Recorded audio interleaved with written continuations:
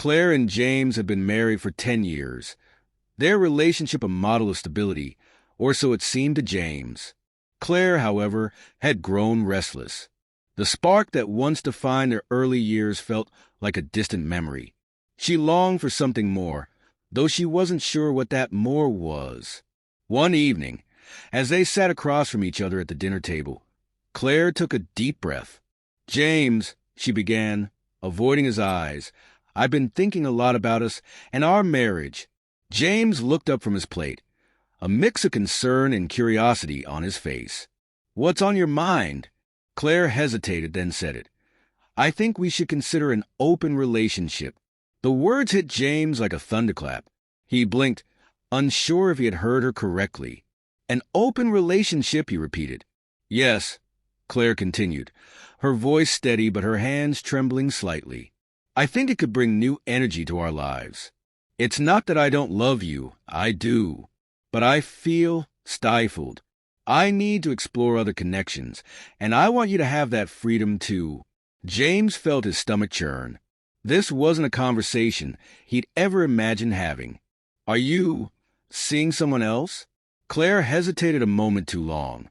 "Not exactly, but there is someone I've been talking to, and it made me realize I have needs we haven't been addressing." The truth was, Claire had already crossed the line. She had been seeing Alex, a co-worker, for months. Their late-night work sessions had become something much more.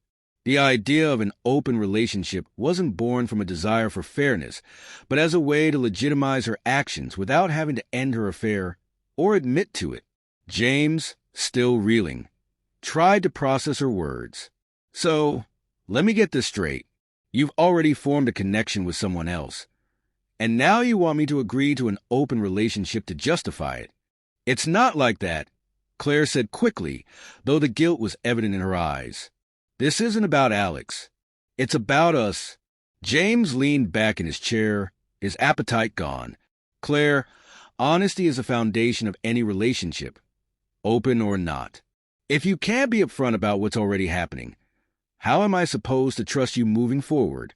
Claire's silence said everything. The conversation spiraled from there, with James demanding answers and Claire deflecting, her attempts to rationalize her behavior crumbling under scrutiny. In the days that followed, James discovered the full extent of Claire's betrayal. He was hurt, not just by her actions, but by her unwillingness to truly address the consequences of her choices. Claire, meanwhile, struggled to reconcile her guilt with her desire for freedom. The idea of an open relationship had been her way of avoiding accountability, but now, faced with the fallout, she realized the damage she'd caused. Whether their marriage could survive this fracture was a question neither of them was ready to answer. In the weeks after Claire's confession, the house became a minefield of unspoken tension. James vacillated between anger and heartbreak, often retreating into silence to avoid saying something he might regret. Claire, on the other hand, felt trapped between the weight of her guilt and her yearning for the freedom she had sought in her affair with Alex. One evening, after another stilted dinner, James broke the silence. "I need to know one thing, Claire," he said, his voice low but steady. "Was it worth it?" Claire froze, the question hanging heavy in the air. "James, it wasn't about worth. I wasn't trying to hurt you.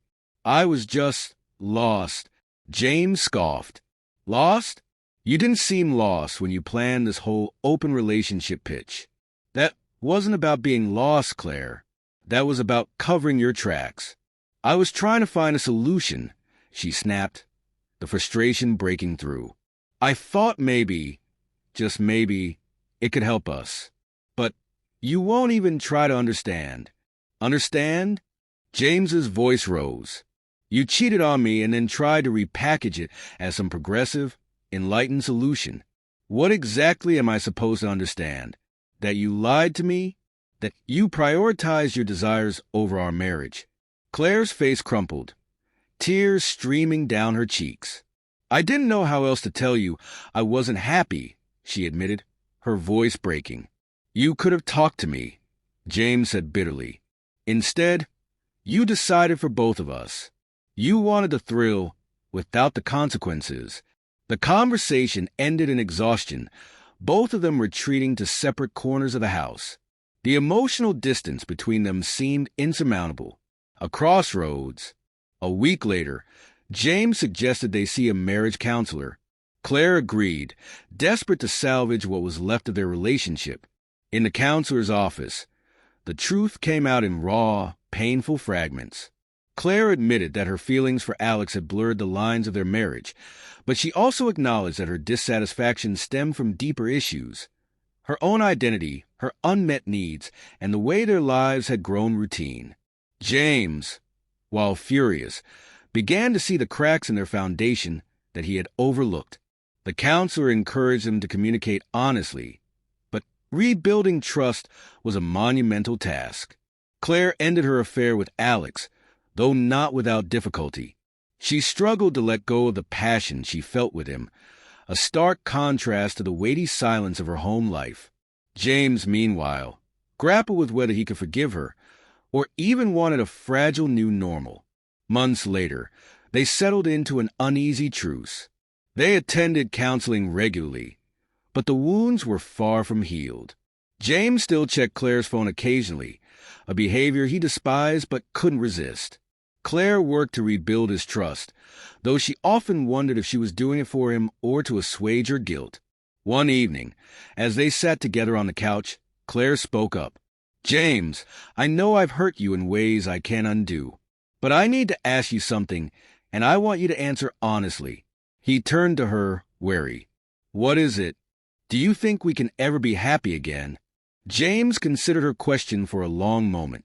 "I don't know," he admitted, "but I know we can if we don't try. This is going to take time, Claire. And if you're not fully in, if you're still looking for something outside of us, then we should stop pretending now." Claire nodded, tears in her eyes. "I'm in," she whispered. "I just hope it's not too late." The road ahead was uncertain. Their marriage had been irrevocably altered, but they were both willing to try, even if they didn't know where it would lead. For now, that was enough.